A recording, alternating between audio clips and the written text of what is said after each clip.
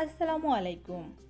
স্মৃতিস cooking and ব্লগসের আরও একটি পর্বে আপনাদের সবাইকে আবারও ওয়েলকাম। আজকে আপনাদের সাথে দুর্দান্ত আর অসাধারণ স্বাদের একটা রেসিপি শেয়ার করব। শিং মাছ দিয়ে পালং শাকের একটা দুর্দান্ত রেসিপি থাকবে আজকের রেসিপিতে। শীতের শাক হিসেবে পালং শাক কিন্তু আমরা সবাই খেতে ভীষণ পছন্দ করি, আর সেই পালং শাকটা যদি শিং মাছ দিয়ে এভাবে একটু ঝোল করে রান্না করা যায় তাহলে কিন্তু খেতে ভীষণই ভালো লাগে। আশা করি আমার আজকের রেসিপিটি আপনাদের ভালো লাগবে। চলুন তাহলে কথা না বাড়িয়ে মজাদার এই রেসিপিটা একবার দেখে আসি। এখানে আমি কিছু পালং শাক নিয়ে নিয়েছি, আর এই পালং শাকটাকে আমি এভাবে একটু কেটে নিচ্ছি। আর শাকটাকে আমি কিন্তু একটু বড় রেখেই কেটে নিব, যেহেতু আজকে মাছ দিয়ে রান্না হবে, তাই শাকটা বেশি ছোট করব না, যাতে করে শাকটা গলে না যায়। তো একটু বড় সাইজ করে এভাবে আমি সবটুকু পালং শাক কেটে নিচ্ছি।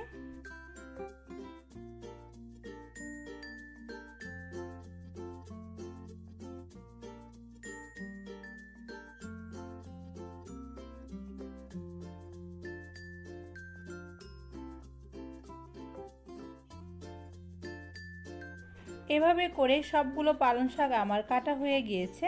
আর দেখুন আমি কিন্তু একটু বড় করেই কেটে নিয়েছি। চাইলে আপনারা এরকম ডাটা রেখেও দিতে পারেন, আবার যদি মন চায় তাহলে এভাবে কিন্তু একটু কেটেও নিতে পারেন। তো আমি এভাবে একটু কেটেই নিচ্ছি।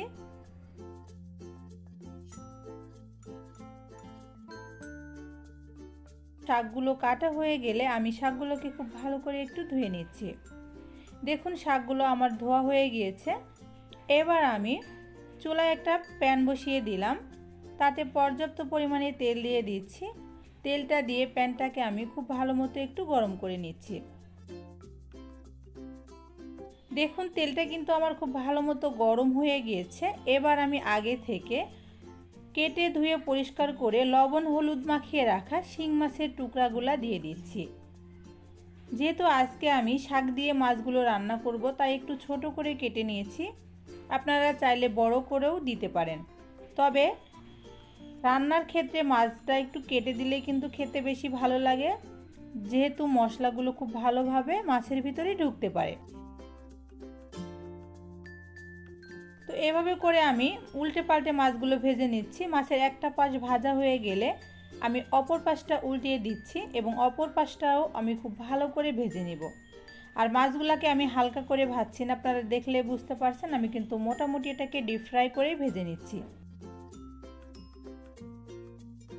খুব ভালো মতো আমার মাছগুলো ভাজা হয়ে গিয়েছে। এবার আমি মাছগুলোকে তুলে নিচ্ছি।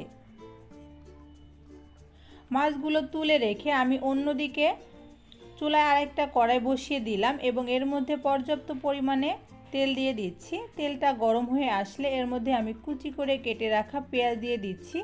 আমি এখানে বেশি করে পেঁয়াজটা দিয়েছি, আপনারা দেখলেই বুঝতে পারছেন। তো পেঁয়াজটা দেওয়ার পরে আমি নেড়ে চেড়ে পেঁয়াজটাকে একটু ভেজে নিব। কিছুটা ভাজা হয়ে গেলে আমি এর মধ্যে স্বাদ মতো লবণ দিয়ে দিচ্ছি। লবণটা দিয়ে পেঁয়াজটাকে আমি কিছুক্ষণ ভেজে নিচ্ছি।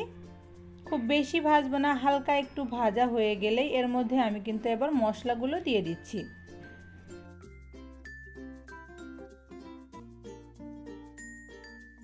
দিয়ে দিচ্ছি 2 টেবিল চামচ রসুনের পেস্ট,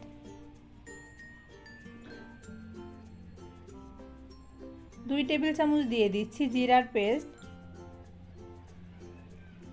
আর দিয়ে দিব কিছু কাঁচামরিচ। আমি কাঁচামরিচটাকে এভাবে ফালি করে দিয়েছি, আপনারা চাইলে কিন্তু কিছুটা কেটেও দিতে পারেন। দিয়ে দিলাম 1 চা চামচের মতো হলুদের গুঁড়া। মশলাটা যাতে পুড়ে না যায় তাই খুব দ্রুতই আমি মশলাটাকে একটু নেড়ে দিচ্ছি।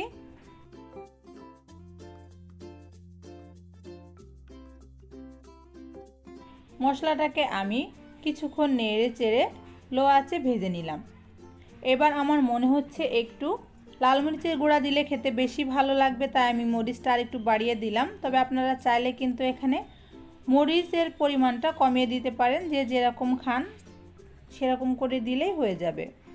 এবার এর মধ্যে আমি দিয়ে দিচ্ছি কিছু আলুর টুকরা আগে থেকে কেটে ধুয়ে রেখেছিলাম। আমি এই শাকটার সাথে আজকে কিছুটা আলু ব্যবহার করব। আর মশলাটা যাতে পুড়ে না যায় তাই এর মধ্যে কিছুটা পানিও দিয়ে দিলাম, দিয়ে খুব ভালো করে নেড়ে চেড়ে আমি মশলাটার সাথে আলুটা একটু কষিয়ে নিচ্ছি। খুব ভালো মতো নেড়ে চেড়ে আলুটা কষিয়ে নেওয়া হয়ে গেলে এর মধ্যে আমি ভেজে রাখা মাছের টুকরাগুলো দিয়ে দিব। মাছের টুকরাগুলো দিয়ে আলুর সাথে আমি মাছটাকে নেড়ে চেড়ে কিছুক্ষণ এভাবে কষিয়ে নিব। আর নাড়ার সময় আমি একটু সাবধানে এটাকে নেড়ে দিব যাতে করে মাছটা আমার ভেঙে না যায়। তো এভাবে নেড়ে চেড়ে যখন আমার ভালো মতো কষানো হয়ে যাবে, এবার আমি আগে থেকে ধুয়ে রাখা পালং শাকগুলো এর মধ্যে দিয়ে দিচ্ছি।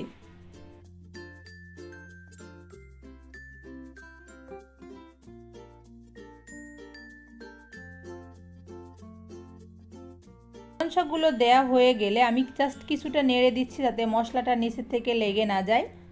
শাক থেকে প্রচুর পরিমাণে পানি বের হবে আমরা জানি, তো এটাকে আমি একটু নেড়ে চেড়েই দিচ্ছি। এবার ঢাকা দিয়ে ঢেকে দিব, তাতে করে আমার শাকটা কিন্তু খুব দ্রুত কমে যাবে এবং খুব বেশি এর মধ্যে থেকে পানিটাও বের হয়ে যাবে। তো বেশ কিছুক্ষণ এভাবে ঢাকার পরে আমি একবারে এর মধ্যে আরও একটু পানি দিয়ে দিচ্ছি যাতে করে খুব বেশি এটা আমার নাড়াচাড়া না লাগে, তাতে করে মাছটাও আমার ভাঙবে না, আলুটাও ঘেটে যাবে না এবং শাকটাও খুব ভালো থাকবে। তো ঢাকা দিয়ে আমি এটাকে বেশ কিছুক্ষণ এভাবে রান্না করে নিব।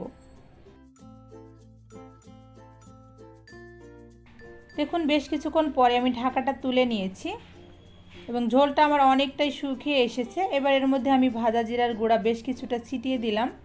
ভাজা জিরার গুঁড়া ছড়িয়ে দিয়ে আবারও আমি ঢাকা দিয়ে ঢেকে এটাকে কিছুক্ষণ রান্না করে নিচ্ছি।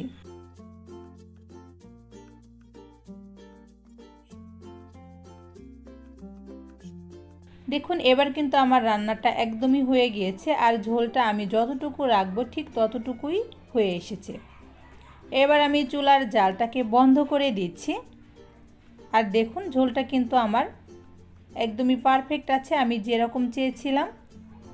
তো এভাবেই আমি নামিয়ে নিয়ে গরম গরমই সার্ভ করে নিব। আর এই শীতের মধ্যে গরম গরম ভাতের সাথে এটা খেতে কিন্তু দুর্দান্ত লাগবে। দেখুন আমি সার্ভ করে নিয়েছি, আর এটা দেখতে যতটা সুন্দর খেতে কিন্তু তার থেকেও বেশি সুন্দর হয়েছিল। আপনারা আশা করি একবার হলেও ট্রাই করে দেখবেন। এতক্ষণ কষ্ট করে আমার সাথে থেকে আমার ভিডিওটি দেখার জন্য আপনাদের সবাইকে অসংখ্য ধন্যবাদ। সবাই ভালো থাকবেন, সুস্থ থাকবেন। নতুন কোনো রেসিপি কিংবা ব্লগ ভিডিওর সাথে আপনাদের সাথে আমার আবার দেখা হবে। সে পর্যন্ত সবাইকে আল্লাহ হাফেজ।